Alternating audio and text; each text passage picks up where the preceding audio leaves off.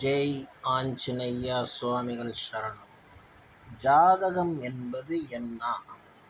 ஜாதகம் நம்ம எதுக்கு பார்க்குறோம்? முதல்ல இது தெரிஞ்சுக்கணும். ஜாதகம் பார்க்குறோன்னா, இப்போ எப்போயோ மழை வரப்போகுது, நம்மளுக்கு சேட்டலைட் சொல்கிறது இல்லையா, மழை வரப்போகுது, மழை வரும்போது எங்கன்னா பதுங்கிக்குங்க, எங்கன்னா ஒளிஞ்சிக்குங்க, வீட்டு உள்ளே இருங்க, வெளியே வராதிங்க. அதுதாங்க ஜாதகமும்.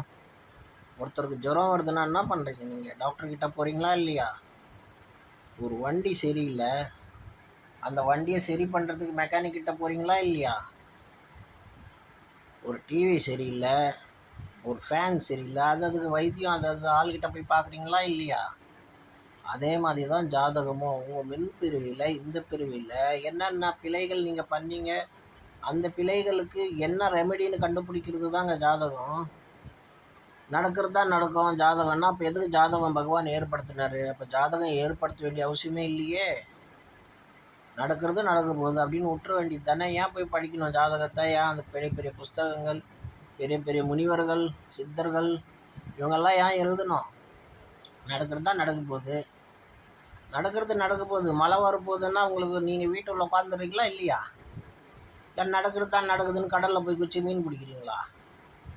அதே மாதிரி தாங்க மனுஷனோட வாழ்க்கையும். மனுஷனோட வாழ்க்கையில் எங்கே என்ன பிரச்சனை இருக்குது, என்ன தகராறு இருக்குது, அதை எப்படி டிங்கரிங் அடிக்கணும், அதை எப்படி பெயிண்ட் அடிக்கணும், அதை எப்படி அலங்காரம் படுத்தணும், அது எல்லாமே சொல்லக்கூடியவன் தாங்க ஜோசியக்காரன்.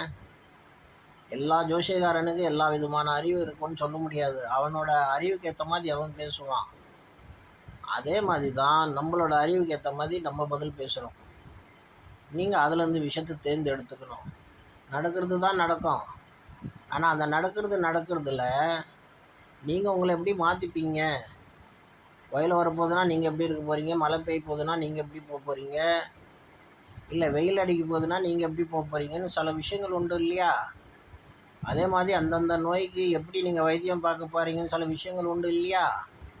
அதே மாதிரி தான் ஜாதகத்துலேயும் அந்தந்த ஜாதகத்துக்கு, அந்தந்த பிழைக்கு, அந்தந்த பிரச்சனைக்கு எப்படி வைத்தியம் பார்க்கணுன்னு பகவான் சொல்லி கொடுத்துருக்காருங்க. நீங்கள் நம்பினாலும் இல்லாட்டி நம்பாக்கட்டியும் இருக்கிறது இருக்க தானே போகுது. வாயிருந்தால் என்ன வேணால் பேசிட முடியுமா? அதே மாதிரி தான் ஜாதகத்தில் இருக்கிற விஷயங்கள். ஜாதகம் பார்க்குறவன் உங்களை பற்றி அவன் தான் சொல்லணும். நீங்கள் அவன்கிட்ட கேட்கக்கூடாது. கேட்டிங்கன்னா அவன் ஜோசியக்காரன் கிடையாது, ஒரு சைக்காலஜிஸ்ட்டுன்னு நினச்சிங்க. இதுதான் அவன் பிரச்சனை, இதுதான் நீ சுற்றிட்டு இருக்கிறேன்னு சொல்லணும். அதுக்கு என்ன ரெமெடின்னா, இந்த பாதத்தில் நடக்காத, அந்த பாதத்தில் நடக்காத, இந்த மாதிரி பிரச்சனை எல்லாம் வருவான், இந்த மாதிரி ப்ராப்ளம் உள்ள ஆளுங்க உனக்கு தொல்லை கொடுக்கலான்னுட்டு ஜாதகாரன் கிளியராக சொல்லுவான். உனக்கு நெருப்பில் பிரச்சனை இருக்கா, உனக்கு தண்ணியில் பிரச்சனை இருக்கா, உனக்கு பஞ்சபூதத்தில் பிரச்சனை இருக்கா, உனக்கு எதில் பிரச்சனை இருக்குன்னு பகவானோட ஜோதியை பார்த்து சொல்லக்கூடியவனே ஜோதிடன்.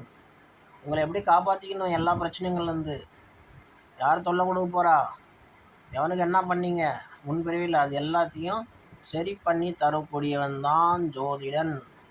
எல்லாத்துலேருந்து காப்பாற்றக்கூடியவன் அந்த மகாபிரபு பகவான் தான். ஆனால் அவர்கிட்டயே கேட்டு அவர் வழியில் நடந்தால் பரிகாரம் பலிக்கும், தப்பிக்கலாம். வாழ்க ஆஞ்சநேய சுவாமிகள் சரணமையா.